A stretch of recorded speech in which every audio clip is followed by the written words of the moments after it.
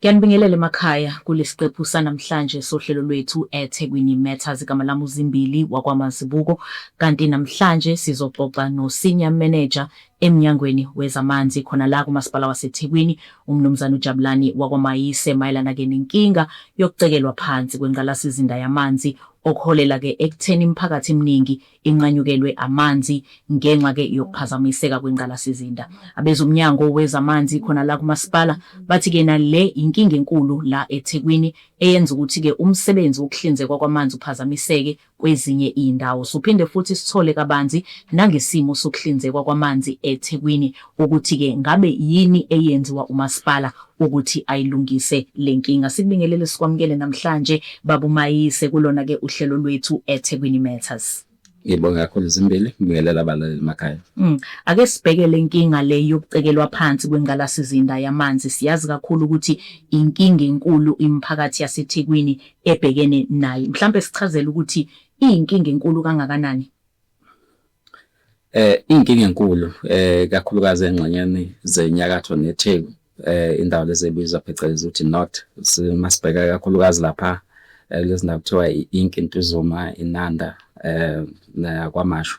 Yilapho sibhekene kakhulu nale nkinga yokuthi-ke ingqalasizinda efana nama-reservoirs, ama-pump stations, kakhulukazi-ke kamuva nje ilokho esikubiza ngokuthi ama-pressure reducing valve, lokho kufakela ukuthi kwehliseke umthamo kakhulu wamanzi.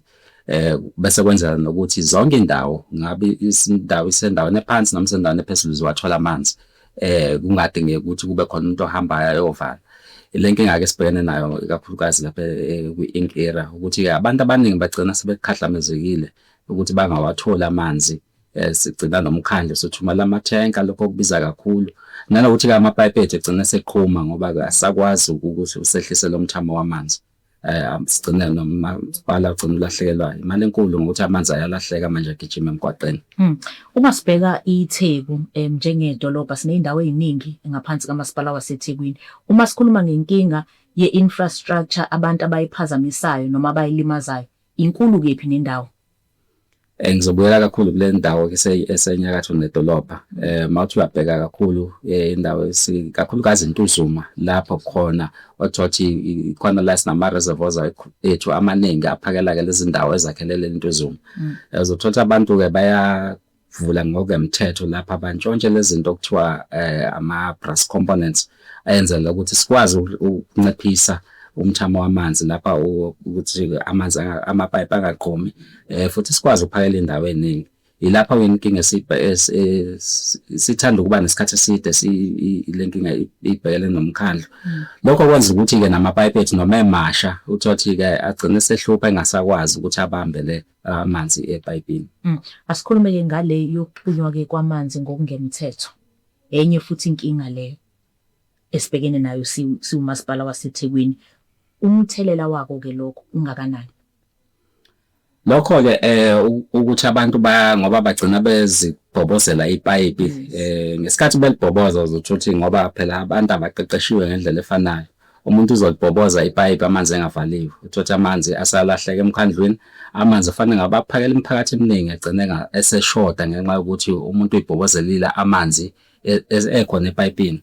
Uphinde uthole ukuthi-ke nepayipi leli alithengile hardware thizeni lapho alikho ngale ndlela egunyaziwe ukuthi leli payipi singalisebenzisa, ikakhulukazi lapha lokho kubizwa ngokuthi i-reticulation, ngoba uzothola ukuthi umthamo lokho amandla amanzi awafani noma uwenza ekhaya. Lapho sukuxhuma nje empayipini omkhandlu la anamandla kakhulu, ngothola ukuthi lamapayipi akho kwawona azogcina sevuza amanzi agcine sephela-ke sephelela wonke umphakathi. Yona inkinga esibhekene kakhulu nayo le. Kunaleli gama abantu abaningi mhlampe abaye bangaliqondi ukuthi lisho ukuthini elithi non-revenue water, okwamanzi lawa angangenisi imali. Mhlampe siyazi ukuthi isikhathi lijwayele ukuthi lifakwe ingxoxweni la kusekhulunywa khona ngokuphathwa kwamanzi. Mhlampe sichazele ngalo ukuthi lisho ukuthini uma ngabe sikhuluma ngo-non-revenue water, sikhuluma ngani, yini imbangela, nokuthi-ke umasipala wenzani ukunciphisa lokho? Okay, ngafuphi i-non-revenue water amanzi lawo umasipala, sizokhumbula ukuthi umasipala kahle kahle usebhizinisini. Amanzi lawa esiwani phakela abantu siyawathenga lapha kuMngeni Water. uMngeni Water nawo uyawathenga ku Department of Water and Sanitation. thina-ke sithi mase siwathengile fanele siwadayise lamanzi ukuze sikwazi ukuthi siphinde sivuselele ingqalasizinda, sikwazi ukwenza lokho kuthiwa i-maintenance, ukuthi sinakekele ukuthi ama-leak siyawavala, yonke into ekhona, abasebenzi bayakwazi ukuthi kufakelwe diesel bathole ne-material. So inkinga iqhamuka la ukuthi ngoba siwathenga amanzi umngeni ulindele imali yawo yonke, thina nathi fanele sikwazi ukuthi sidayise lamanzi sithole sikwazi ukuthi siphinde silungise ingqalasizinda. I-non-revenue-ke iqhamuka lapha ukuthi abantu abaningi thothi amanzi abakhokheli, abanye uthothi sebeqhumele ngokungemthetho, lokho kudala ukuthi i-non-revenue yethu izinga layo libe phezulu. So i-non-revenue kafuphi ihlanganisa amanzi lawo avuze emapayipini, kuphinde kuba amanzi la fanele ngabe sithola imali ngawe singawatholi, abanye abayixhumele thothi kufanele ngabe bese kuba nezinto ezifana nama-meter, abanye ukuthothi-ke abekho system yethu njengomkhandlu ukuthi bakwazi ukuthi baqokelele amanzi. Yikho-ke uthola ukuthi mawuthi uyaqhathanisa nabanye omasipala abakhulu, thina ingxenye ye-non-revenue yethu inkulu kakhulu yenziwa ukuthi-ke abantu abathenga amanzi inani laba lenyuki mawuthi uqhathanisa nomasipala ofana no-City of Cape Town, ngoba wona mawubheka uthanda kuba idolobha kakhulu, indawo ezisemakhaya zincane mawubheka nomkhandlu wethu weTheku. Indawo eningi ezingaphezulu kwa-60% indawo esemakhaya la esingakwazi ukuthola khona umhlomulo ngamanzi esiwadayisayo. Mayise, ngiyazi ukuthi kukhona abantu ababuka le podcast abahlala kulezi indawo ezifana naseMlazi, koZwelibomvu, koPhoenix, ko-Trenents Park. Siyazi ukuthi labo bantu bajwayele ukuthi babhekane nenkinga ukuthi kuthiwa amanzi awekho ey'ndaweni zabo. Mhlampe yiziphi iy'nkinga ey'nkulu kulezo indawo esengiyibalile ey'thinta ukulethwa kwamanzi, nokuthi umasipala yini ayenzayo-ke ukubhekana nalesi simo lesi abantu abahlala kulezi indawo ababhekene naso? Mawuthi uyabheka-ke lezi ndawo siyibalile zonke zinesikhathi la ukuthi iy'nkinga ziqale nini. Mawuthi wabheka ukuqala kwezinkinga kuhambisana nokuthi indawo ibinabantu ngiyangathekisa abawu-500,000. Uthothi abantu sebezakhele la bekuney'khala khona sekwakhiwe akusekho indawo yokuthi kuhlale. Lokho kuchaza ukuthi-ke umthamo wamanzi adingekalayo njengaseMlazi iy'nkinga zakhona ngicansi ziqale ngo-2018 la bese kwakhiwe kakhulu kwagcina kwatholakala ukuthi sekuyaqala seyavala amanzi ebusuku, ugcina ukuthi lokho eliphela kancane kancane. Mawuthi uyabheka nase-Trenents Park into efanayo, izindawo lezi eyisekugcineni lokho esikubiza nge-system, uthothi zinendawo eningi, bezinendawo eningi ey'vulekile ama-spaces. Lezo ndawo uthothi manje mawuthi uyahlehla uyabheka lapha ku-GIS, lezi ndawo akusekho isikhala la esi-vacant, the vacant land. So uchaza ukuthi bonke labantu badonsa amanzi, kepha ngokwamadama amanzi akhona edolobheni kwamanje awakakhuli ngalendlela ukuthi angakwazi ukunakekela abantu asebekhona manje edolobheni. Asibheke umyalezo-ke la ongathanda ukuthi udlulisele kubantu baseThekwini mayelana nokusetshenziswa kwamanzi ngendlela efanele. Sibheke futhi nokuthi bangabika kanjani uma ngabe bebona ukuthi nazi izenzo bayazibona zokucekelwa kwaphansi kwengqalasizinda, kanjalo-ke ne-role engadlalwa umphakathi ekubikeni nasey'ntweni ey'fana nokuvuza kwamapayipi nokunye. Ngicathi mawuthi uyabheka-ke idolobha linama-ward ngithi awu-111. Ubheke indlela abantu abenza ngayo ngoba phela infrastructure lokho kuthiwa ingqalasizinda ikhona, akuyona kamasipala yawo umphakathi waleyo ward. So masingaba nakho lokuthi sazi ukuthi le ngqalasizinda eyethu sikwazi ukuyivikela, singalindi ukuthi khona umkhandlu khona umuntu okubukayo.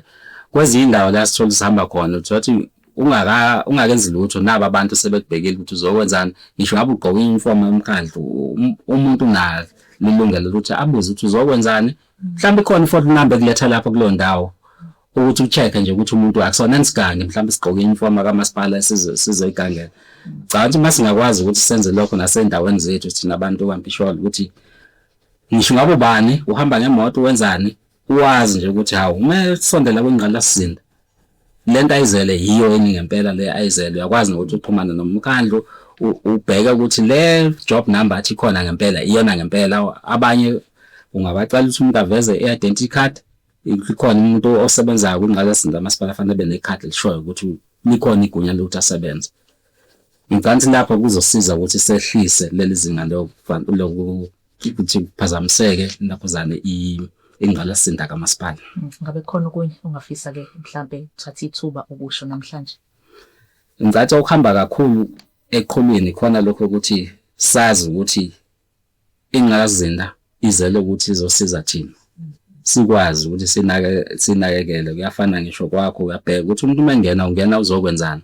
Mase ngathatha sibheke ngaleloso ukuthi nanokuthi abantu ngaphambi kokuba umuntu akhe ngisho ngabe indaweni ngithola indawo zamakhosi umuntu uyoxhumana nenduna bese yacela ukwakha kepha umasipala ukho lapho. Awubuzile ukuthi ikhona ingqalasizinda lapho uzokwazi ukuthola amanzi lapho.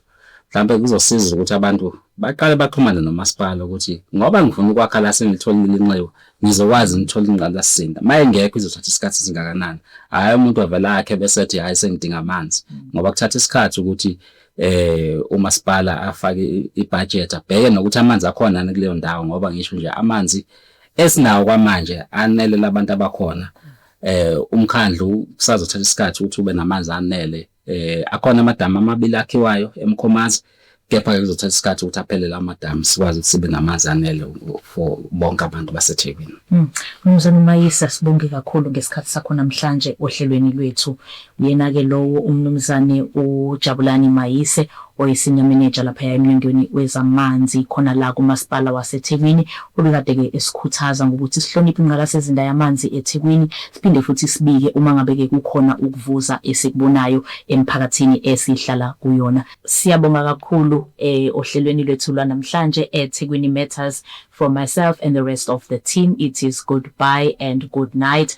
Ungakhohlwa ke ukuthanda ikhasi lethu, to share and also to subscribe.